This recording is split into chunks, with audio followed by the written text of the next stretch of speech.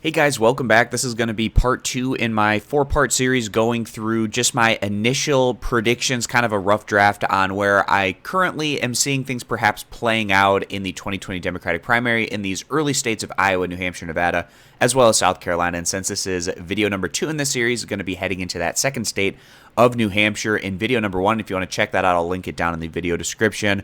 Talked about Iowa, went into a bit of depth, and I thought that Bernie Sanders was going to get first, second going to Elizabeth Warren, third Pete Buttigieg, and fourth Joe Biden. And I actually see relatively similar results possibly going into New Hampshire because specifically with Sanders and Warren, this should be their bread and butter. It is the neighboring state here with Vermont, where Bernie Sanders is a senator from, as well as Massachusetts, of course, where Elizabeth Warren is a senator.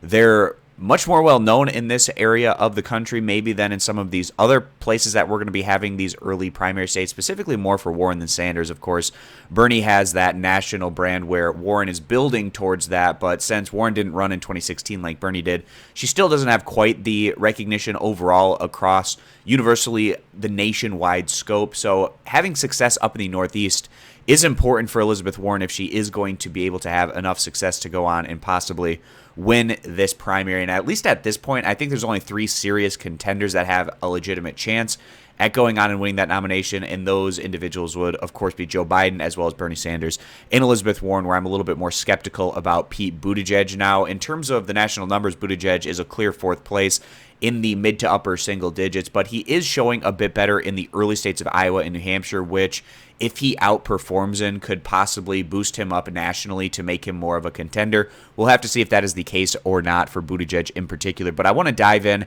to New Hampshire and do a bit of a discussion. So in terms of where the polls are at right now, we're seeing strength from Bernie Sanders in the average of the overall polls where he's at the top. And really in terms of these first 4 states, maybe the only other big surprise, if it would happen, would be Joe Biden losing in South Carolina. I'd be stunned if that was the case.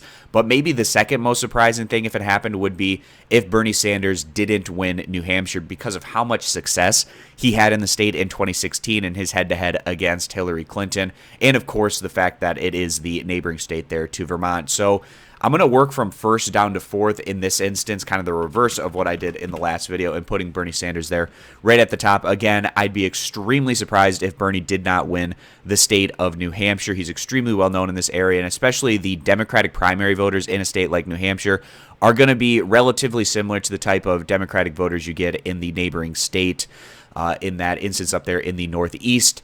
And Bernie, he's very well known in this area. He's polling well, and especially if he's able to build positive momentum right out of the gate in terms of doing well in Iowa and perhaps getting first place in that instance, I think that also possibly carries over into New Hampshire. And if Bernie Sanders doesn't win in New Hampshire, it's a situation where I would have very little confidence in him possibly going on and winning the nomination, because you'd think that this would be one of his best possible states that he should be performing in.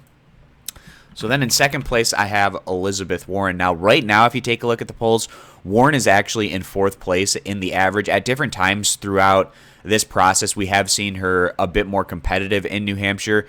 I still think that we haven't heard our last from Elizabeth Warren. I think that she can perhaps do a little bit better than maybe what people are expecting in Iowa and possibly carry that over and be relatively competitive there at the top along with Bernie Sanders. And again, kind of like Sanders, if Warren isn't doing well in a place like New Hampshire, which is a neighboring state to Massachusetts, I would have my doubts on her chances at having success throughout this entire process. And then behind Warren, you're going to probably notice a similar pattern here to what we had in Iowa. I'm putting Pete Buttigieg number 3. He's showing relative strength in both Iowa and in New Hampshire in comparison to where we're seeing Buttigieg on the national stage. And he's putting a ton of resources and effort in to try to outperform in these early states to kind of prop up his campaign and get him into a situation where he's getting that positive coverage to kind of boost his national profile. I'm still skeptical that he's going to be able to succeed in doing that as we get closer and closer. With him rising in these early states, he's starting to take on a bit more in the way of attacks from his competitors, as well as perhaps getting a little bit more in the way of critical coverage than what we'd been seeing from Buttigieg in his run-up to becoming a bit more relevant over the past couple of months. We'll see if that run-up continues for him, but it seems like we've more or less seen him level off nationally and maybe even receding a little bit from where he was at his peak maybe in late November, early December.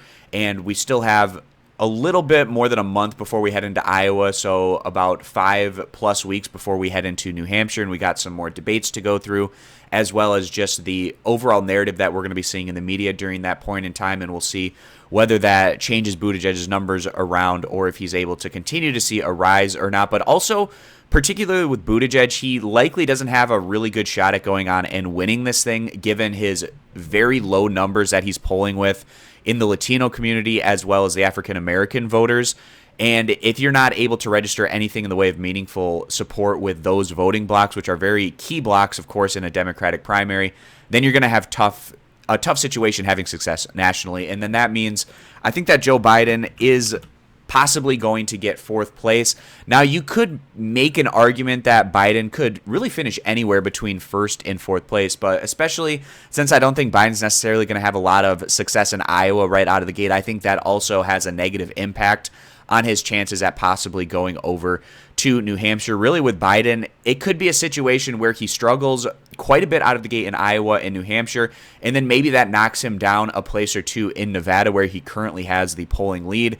And then in South Carolina, I still think no matter what happens with Biden in the early states before South Carolina, I still think he's likely to maybe go on and win that one, even in a worst-case scenario for him, but it could possibly become a bit more competitive if he stumbles out of the gate. So that's where I have New Hampshire at this point in time. And again, guys, this isn't my final prediction. This is kind of just a rough draft. I want to get my prediction down on paper, do a little bit of a discussion as to why I think things might finish in this manner. And as we get closer to the states actually voting, as we get more relevant polling data out, as well as working our way through those final debates leading up to these votes, I'm going to come out with a video doing my final predictions. I'd love to have you guys along through this ride. If you'd consider subscribing to the channel as we get the vote totals actually coming in.